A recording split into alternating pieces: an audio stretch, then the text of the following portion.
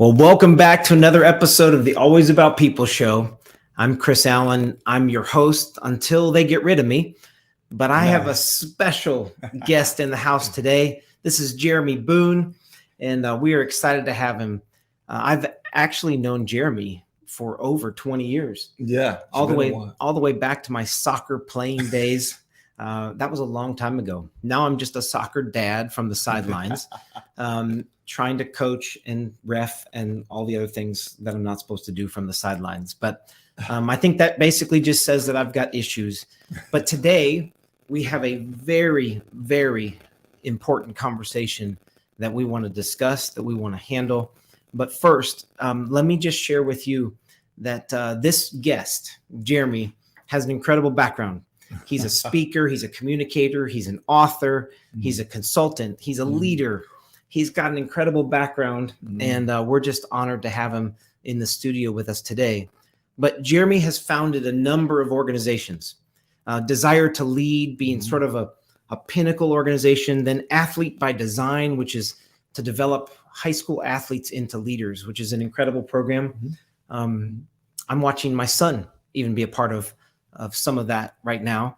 And then a new platform called Winning Leader, where you're working beyond just professional athletes, high school athletes, athletes all over the world, Olympic athletes, but now moving into how do we create leaders even in the workplace and in society and in culture. And so with that said, I would also share that Jeremy is an expert in something called formal axiology, which I am really excited for you to understand what that actually means. Jeremy is a TEDx speaker, and you can go and look up his TEDx I guess you did that speech in Hickory a couple of years ago. Yeah, 2019. But that's available that you can go check on later. Maybe we'll put a link even in the show. But Jeremy, it's an honor to have you in the studio. Thanks for joining me. Brother, thanks for having me. Here's what's crazy, though, for those of you, engaged in time again, it has been 20 years. And I look a whole lot older. You still look the same, man. No chance. Listen, there's gray hair. So it's just exciting, though, honestly, to come and see what all you've done for the past 20 years, to see how you're impacting people, and to see how now you're creating opportunities like this for people to engage and help make people better, right? That's the purpose of this show, is to be able to thrive. And you're doing that. And I'm excited to be a part of it. Yeah. Well, for those of you who join us regularly, obviously we're excited to have you back. Whether you're watching on YouTube, LinkedIn, Facebook Live, we're glad that you're with us live. And I would just challenge you. It's an expectation, actually. Would you engage with us today? We've got the ability to see your comments and your questions. And we want to make sure that this isn't just sort of a monologue from each one of us, but that you would feel like you could engage. And so thanks for joining with us. And we're glad to have you. Jeremy, let's jump in. Yeah. Okay. I want to know specifically, maybe share a little bit more of your background, what you feel called to be and to do, particularly with leaders and with people right now. And just for our guest, 20 years ago, Jeremy worked with our professional soccer team on speed and agility. And I knew that Jeremy was doing some speaking and some leadership development. But at the time, over the last 20 years, a lot of what you've been doing has sort of taken shape. I'd love for you to get us all caught up to speed on that. Yeah. Wow. Okay. Well, so I moved to Charlotte in 1996, started my own company, Athlete by Design. And the objective then was to help athletes in high school, up to pros around the world, improve their physical qualities and what they wanted to do. I grew up, though, in a family that was very much about giving back. And that was my lens when I was working with athletes. And so it was always about people. Hey, that's right? a good name. Yeah, that's a great name. No, but it was. And so after about 10 years of that, we knew we could help athletes perform better physically, but the frustration would always come back to they struggle with consistent performance. And that always came back to their relationships with their coach, with their teammates, relationships with themselves. And that's where about 2004, I was ready to really go deeper and to say, look, personality is important with the world's highest performers. But I really, cared about decision making. And it was at that point that I came across that little known science. And since then, we've now focusing on how people make decisions and helping people learn how to tie that in to tell better stories. Well, I can imagine that if you're watching, if you're joining with us, this idea of better decision making, I'm sure has at least engaged you. I'm interested in finding out more. By the way, we've got Nathan Williams watching. Oh, so, here we go. Yes. So we would love, again, engage with us, ask questions. But man, let's jump in. Yeah. I want to know a little bit more about this axiology and how you got plugged into this, what the actual science is saying, and then how that's led into what you're doing now with leaders. Yeah. So again, around 2004, I was going in my third year with the speed and conditioning coach with the Carolina Panthers. I was with a lot of other organizations and pro teams. And I really wanted to figure out if I could measure how someone could make a decision, like I measure a 40-yard dash, then we could design programs to help them improve. And a friend presented this little known science to me because you got to check this out. This is, I think, what you've been looking for. And when he explained it to me, I'm like, no, this sounds like astrology to me. And I literally kept pushing it off for about 6 months. And finally, he's like, look, I'm not leaving you alone. And so I looked into what the science was. And formal axiology is the science of human value and decision-making, not core value, but human value as a verb, meaning how do you assign meaning to people, places, experiences, events, opportunities outside of yourself, as well as internally, right? How do you assign value to who you are as a person, to the roles you play, and to the person, your identity, and who you are trying to become? And that's a mathematical based science. And for me, that was important because now that's an objective science. And so that's kind of how the whole thing started. And we took it to the world of sport and looked at common patterns on how the best and the worst struggle, the way they make decisions. And it led to, pouring into leaders. That's so awesome. So what I haven't shared yet is what the name of this show, the title of this show is, and how it connects into your background and axiology in particular. But The Courage to Connect was the title that you gave to your TEDx talk as well. And obviously some of it comes out of this science. Some of it comes out of your experience with many leaders. But I would love for you to just share a little bit about that concept, the courage to connect with our guests. I think even in the description I put high tech, high task. But what we really need is high touch. And I think that needs some more explanation for our guests. So that kind of triangle. And so in working with leaders, most leaders, and by leaders, we mean corporate space, we mean coaches in the sports place, we mean parents in the home, we mean a leader in your marriage, right? Just whatever that looks like. Most leaders fall under the umbrella of being a manager. And not a leader. And you've talked about that in many of your previous shows and the differences between those two. And the easiest way that I could bring that model in educationally was to say, we called it the offensive triangle approach to leadership. Just like in basketball, Phil Jackson had the offensive triangle, right? Chicago Bulls. And so we said, this really makes sense. And most managers spend time in high task. Do, go. They chase high tech, meaning that they want to make sure like this, they have the technology that can give them exposure and reach out and be able to do that. But very few get involved in high touch. And in a one-on-one, high tech, really that model was because of the phone. And it's how we get caught in high tech of this. And the more the idea was around, the more that I connect to you through here, the more I disconnect with you in this way. And so that all then came about to, that's the reason why connection trumps communication at the end of the day. And it's now more relevant than ever before. I'll tell you a funny story about courage, the courage side of that piece, because a lot of leaders that I work with, the number one struggle is they struggle with confidence. And you know that word well with your son. And confidence is a lag indicator. It's on the back end. And courage says right now, what the mission's asking of me is more important than maybe the fear or anxiety that I feel. And so if I can bring courage to the moment, then I can connect to where that is. So I tried to apply that. And just recently, the other day, I was at Chick-fil-A. And, you got viewers all around the world. And Chick-fil-A is a local restaurant chain. Hey, listen, it's not so local anymore. I mean, Chick-fil-A is making its way across the country now. Yes.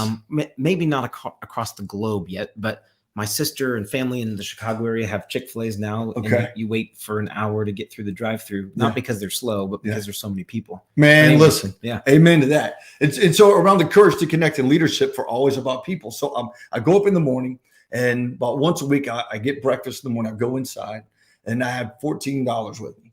And to get a little biscuit and something to drink is $5.36. And I'm like, look, I want to connect and pass it on today. Right. And so I go in, and this short 5'2" young lady's in front of me. And I'm like, hey, you know what? I'm going to buy her breakfast. I'm going to connect and pour into as a leader. I always be about people. And so she didn't speak English, it turned out. And so the manager's a good buddy of mine, kind of explained to her I was going to buy her breakfast. So I'm like, this is even better. This is going to be good. And so she starts ordering. Okay. And I know I've got about $7 to play with.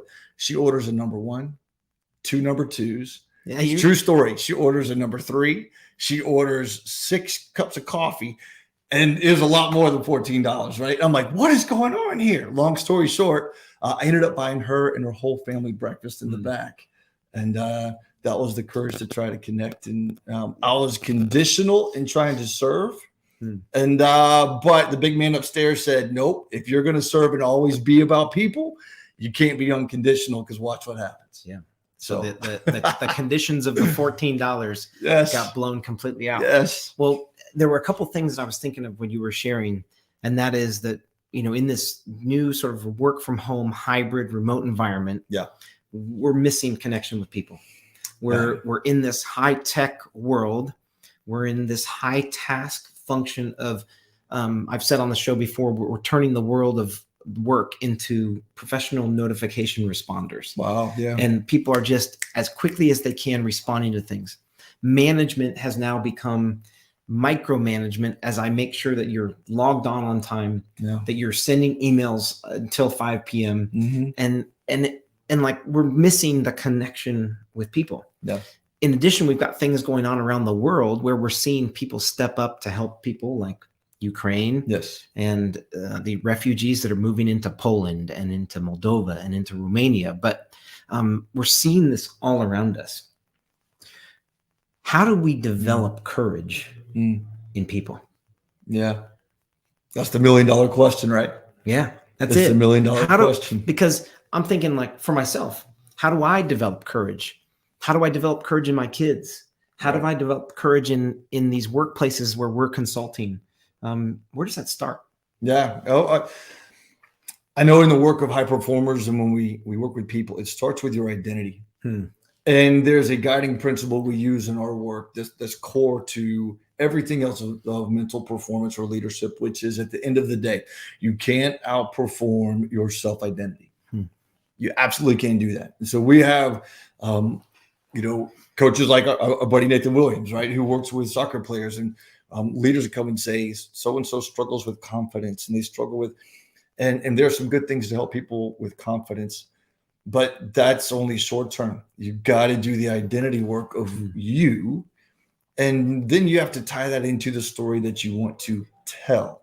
Yeah. And the strongest connection between those two variables are the ones that allow people to show up with courage the most in the moment, and not be fearful of somebody calling them out, right? Somebody get canceled, somebody making fun of you, somebody. And so, that's kind of the start. Work with that is identity. and then what's the desirable but difficult to achieve future that you really want to go make real, right? For as a leader, for those that follow you. Yeah.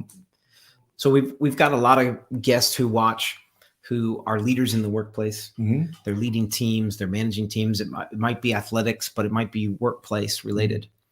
How do I help my team? Where do I start? I mean, yes, okay, identity. Yes, what's the story you want to tell? Yeah. Maybe make this really practical for us. Yeah. Where do I start? Yeah. As far as building a team. Well, let's go deeper. Yeah. I'm working with an individual. Okay. Where I want this person to establish a new level of courage. Because hey, listen, confidence is a lagging indicator. I want to work on the leading indicator of courage. Right. I want to help this person come to a greater sense of their own identity, and then the story they want to tell. What does that look like? Yeah. Here's the very first question that I give everybody. And that, like, literally this moment. So this moment, I've given this question to 2 professional athletes in 2 sports, the CFO of a Fortune 100 company. I told you a little bit about that story. This afternoon, I'll give it to some high school student athletes and teachers. But we've got to start with emotional engagement, again, to a story. And so here's the question. This is the question that every leader should ask your direct reports. Every coach should ask your athletes. Your parents need to be asking each other through is this, and you have to word it like this. Pause. This sounds like an opportunity to take notes. Yes, do it. All right. Get a pen out, because everybody says, I took 15 pages of notes. So this question comes from our research in axiology of value and what words people assign the most meaning to. Here's the question. You ready? What will make this experience amazing, all capital letters, amazing for you? And if you're in sports, you put ... beyond winning. If you're in business, you put ... beyond making a profit. Right? Beyond profitability. So beyond winning, beyond making a profit, what will make this experience amazing for you? The reason why that's important, Chris, is that then will reveal what that person assigns most value to, right? Emotionally and meaningfully. Then you can start to have a conversation to build that out for them, where then they feel like that they can do what leaders are supposed to do, is shine brightest when things go dark. Yeah. How does value, and I want to come back to that, but it triggered a thought around the difference between what I assign value to and what motivates me. Yeah. Are those synonymous, or does that look differently? So when I think about motivation, I think of intrinsic, extrinsic motivation. Yeah. There's a part of that sort of connects with this, what I assign value to, but for sure. Are they synonymous, or how would you differentiate those? Yeah. Okay. So I'm going to give you a little insight into axiology. Yep. So psychology has a binary model of motivation, extrinsic and intrinsic. Yep. Binary. Okay. All right. Axiology comes in and says there are actually 3 different types of evaluation. There's intrinsic and extrinsic, and the third is systemic. But that's applied in your worldview and in your self-view. So in psychology, it says, we usually say it's either or. Yep. In axiology, with that framework, 3 valuations externally and 3 ways to value internally, you have 720 possible ways that drive people uniquely to them. And so it just gives a little more precision into what that looks like. Motivation is just the trigger, right? Yeah. And it's short-lived and not sustaining. And that's why we've got to learn to say clarity is king, drives our value and what we're assigning meaning to and why. Then we have something that's sustainable, repeatable, and in leadership, scalable. So maybe share with the guest. I mean, you're working with a bunch of high school athletes. You told me prior to the show, you're about to set some crazy record, getting thousands of high school students into a program starting in April. Yep.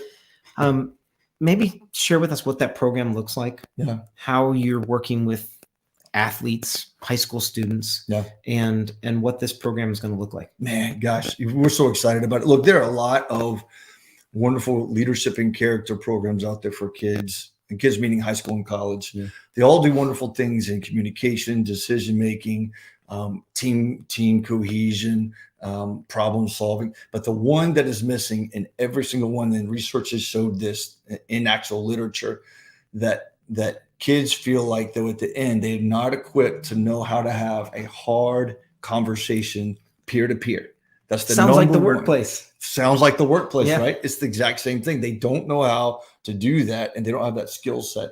And so Desire to Lead is designed to go in and address some of those other qualities. But at the end, it's teaching people how to have hard conversations. And look, if you're the leader, it's going to be awkward if you make it awkward. Mm-hmm. Right. I mean, how many times have you had people come to you like, I don't want to have that. I don't want to deal with drama. Yeah. I don't want to deal with those kind of things. And so the program goes in and we learn a couple of frameworks. We learn the framework of leadership. Mm-hmm. How many times have you been to leadership conferences and you've even asked to speak, Chris, where you'll have 8 speakers, but at the end of the day, nobody's actually defined what a leader is. Mm-hmm. Everybody just gives these stories about leadership. And language is what shapes culture. So we've got to have a working framework of what leadership is. Then we also Desire to Lead talk about growth, real growth. And, that's what my shirt, growth is like winning is not for everybody. Mm-hmm. It's available to everybody, but it's not for everybody. And then we talk about then out of that, what accountability looks like, where accountability isn't on the back end, where we grew up, where you broke a rule, now you got to pay the price. Yeah. But accountability on the front end that is rooted in the following things. It's rooted in capability, ownership, and capacity. Those 3 things. And we tie that then to your story. And that's the program. And that's what we have a lot of fun pouring into kids. Yeah.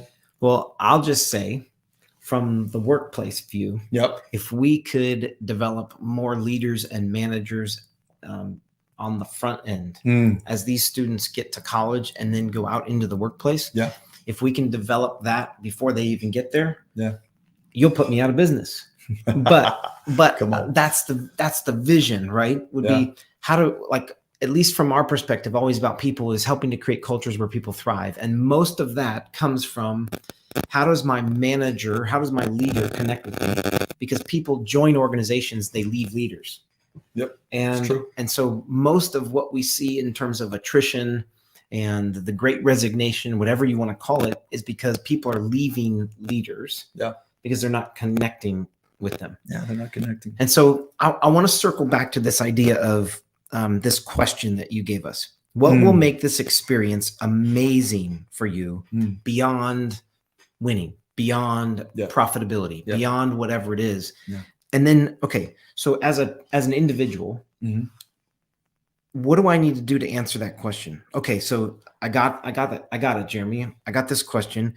I'm going to come to grips with what I value. What will make this experience amazing for me? Yeah. Well, let me just use this as an example. This show, I was so excited to connect with Jeremy. Jeremy and I have connected in the stands of the Charlotte FC games over the past few weeks. Yeah. But I was so excited about this conversation because what would make this experience amazing is if I, number one, reconnect with you after 20 years. Yeah. And number 2, learn something about axiology. Yeah, cool. And so what do you do with that? What does that say about what I value? Yeah. And then where do we go from here? Yeah, I mean, it says you want to get better. Axiology, here's the simplest definition to understand this word, of the science of formal axiology that was first created and coined by a guy named Dr. Robert Hartman. A fascinating story. But axiology says something is valuable to the ability it can fulfill its intention, right? And so that's why we say that question of what will make this experience amazing for you. It's important as a leader when we start down this path to be mindful that there's a difference between content and context. And a lot of leaders jump in content and then they get into a lot of problems. And so we say, well, we've got this question and now where do we go? That's content unless we put context around it. And to be able to then know where we're going to build and where we're going to design the map to help you reach your desirable but difficult to achieve future, right? That you want to make real. I think that's important. You made another good example earlier, though, about how leaders get caught all day on email at 5 and 8 p.m. That I think it's important to tie it around this ability to connect digitally in this high-tech space. to be mindful that there's a difference between being available and being accessible. Yep. And way too many leaders get those two mixed up too, especially dads coming home, right, as husbands, but coaches who can't leave, those are two different things, and so if you don't get those right, then you'll never get right about what will make that experience amazing for you, because it'll never be amazing. Yeah. So right. So Jeremy, let's help somebody today. Let's help a leader on the difference of being available versus accessible, because I've looked at, and again, I'm taking this out of high school athletics and some of the people that you're working with into corporate leadership, which is where we spend most of our time. But when I think about some data that Microsoft has released, they're looking at data through the Teams platform, at how quickly people are responding, how many meetings are being scheduled. All of this, and all the stats are ridiculously increased over the past couple of years. And what's the most troubling for me is that most people will respond to some form of notification within 5 minutes. So we're always on. Yeah. And maybe always being on never allows us to really connect with anything. Ever. That's a great way to put it. No, won't happen. So we're always on, but never able to connect. Help us with the difference between being available and accessible. Yeah, I think that a couple of things around that. Number one is that for me to be available, I need to know that I have the bandwidth to be present. So I have to have the bandwidth first. Right? What are you looking at throughout your day as a leader of the bandwidth and the rhythm of that, of what that looks like? And then the second part of that is to be present. And if I'm going to be present with you, we're talking about connecting, right? That means I'm bringing all 5 senses right now to you, right? That's true connection. Otherwise, it's communication, and that's not a negative thing, but you miss the moment, right? We miss the moment, and I think that's the power of being able to connect and be available to do that. Now, what we found in our internal research, why people really get those bottled up in the high-performing sports space and in the corporate space, is that there is not a clear set of guiding principles. And in corporate is very good mission, vision, core values. Go get that. But core values in and of itself are words that represent a concept. There's no legs to them, as you know, like you talk about this. But guiding principles where people are aligned with a team is usually the buffer that allows people to understand the difference between when am I available and when am I accessible. Because if you don't have those, then you don't have a solid map. So, and I think just from my perspective, we've got probably a whole lot of people coming out of the workplace who feel like they have to be available and accessible at all times. And really that creates probably never fully present in all 5 senses. Bingo. You got it. And remember, so this ties back to axiology. Something is valuable to the degree you can fulfill its intention. And so if you're someone who struggles with those things all the time, you're putting internal pressure and you're tying your self-worth to your ability to perform, we would go back and say, you probably don't have clarity really in your role and what is demanded, required, and the intention to fulfill that role. Right. Absolutely. So whether you are an individual who is a part of a team, trying to figure out what's my role, how can I be effective? How can I get my manager to trust me? Does my manager like me today? Do they think I'm doing a good job? Right. I think, it's been said before that all of us are wearing a sign around our neck every day that says, would somebody please tell me I'm valuable? Amen to that. And I think the reality is when we connect with people, when we're present with all 5 senses, we're really communicating and showing like, I'm here for you. I'm available. I'm here for you. Can I give you one more framework? Please. That'll be practical. I think for everybody watching, we call this the connection amplifier, because people really don't necessarily have a good flow of how do I really connect with you.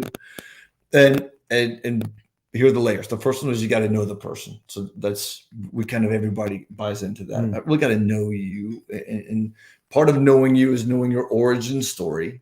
Part of knowing you is knowing a little bit about what you like and hobbies and strengths and weaknesses.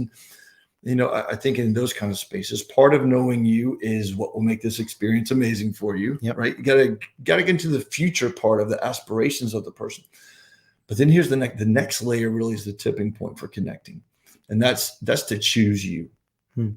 Right. So it's to know you. So know your child, know your employee, know your athlete. And then layer 2, choose your athlete, and that's a tipping point because that tends to be conditional in the high performance world. You see that all the time. And how can I make you and create an experience where I choose you that is as unconditional as possible, depending on the context. And so then we can get to the final 2 layers of this thing, which is then layer 3, we can grow together. Yep. Together we grow. And then we share and celebrate together. And that simple model comes out from the framework of valuation from formal axiology.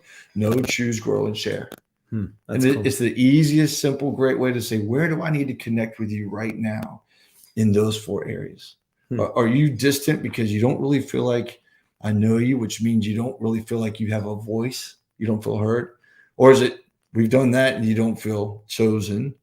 Or do you feel like we exclude you from helping you get better? It's a simple model, right? Well, it's making me think, and I know I've shared this on the show before, but McKinsey did the study that was released end of September that asked employees, 5,700 employees, what is most important to you in the workplace? And then they ask managers the same question, but they ask it about the employees, like what is most important to your employees, to your team? Yeah. And the differences in responses was glaring. Wow. The employees said what we value most, what we want most out of our organization is that we be valued by our organization, valued by our manager, and feel a sense of belonging. There you go. That's it. Yeah. That's what people want. Yep. And so when you give us this framework of like knowing the person, choosing the person, we're going to grow together, and then ultimately we're going to share and celebrate. That's such an incredible model for how we create effective teams in the workplace too. I think, Jeremy, the issue that I see right now is even in the insecurity of many leaders. Yeah. We come into a team environment thinking, I'm the leader. I'm supposed to know the answers. In my own insecurity, I need to prove to you that I'm a leader and I know what we're going to do. Yeah. But because of that, we get disconnected. I don't value you. Yeah. And now we've got a disconnection in our relationship. Yeah. And when it comes to one of the issues that you brought up about high school students, which is, I don't know how to have hard conversations. When there's a disconnection in my relationship with you, a hard conversation is now seen as like, I've got to hold you accountable to something. It's, I'm going to win, you're going to lose. Yeah. Instead of, if I value you and I've chosen you and I'm choosing to now grow together with you, this hard conversation now becomes an opportunity for both of us to grow. Yeah, my gosh, you're so right. And here's how I would summarize all that. And probably I'm guessing some of your listeners and viewers have heard this before, but the best summary of what you just said is, as a leader, that's why your obligation is to build the relationship so strong that it can bear the weight of any truth. Yep. That's how you summarize why you do it, right? And with that said, that's why it's always about people. Build the relationship so strong that it can bear the weight of all truth. Yeah. That's it. Yeah, man. Gosh, if we would do that, every relationship that we're in, whether it would be marriage, friends, colleagues in the workplace, employees that you're leading, teams that you're coaching, whatever it is, if we would just develop those relationships to a point at which they could bear the weight of all truth, we would help people feel valued. They'd feel more valuable. We'd come to a greater sense of our own identities. We would connect with people. We'd develop courage. As a result of developing courage, we would have confidence because it's a lagging effect. Correct. We've learned so much on this show in 33 minutes. Yeah, man, you've been rolling. And that's why connection trumps communication, just to kind of bring this whole thing full circle of this role play, right? Because, communication only allows, usually in the business world and sports world, for the word yes to show up, an agreement. Connection creates a space for the word no to show up, and it's about alignment. Wow. Right? That's why we've got to be able to connect, and what you're doing, brother, is so important for so many people. It's great. Well, guys, I know that what would make this experience amazing for me is if I learned something new today, and I got to reconnect with a friend of 20 years. Yes. And so, Jeremy, thank you so much for joining us on the show today. Yeah, man. Thank you. Yes, I hope that you have taken notes. I hope that you'll go back and watch it again, slow it down, take notes, because the stuff that was taught to us today will help you in all of your relationships. It's going to help you with your teams. It's going to help you in the workplace. It's going to help you parent your kids. And so, Jeremy, I just want to say thanks. Yeah, man. Thanks again. I appreciate it. Thank you.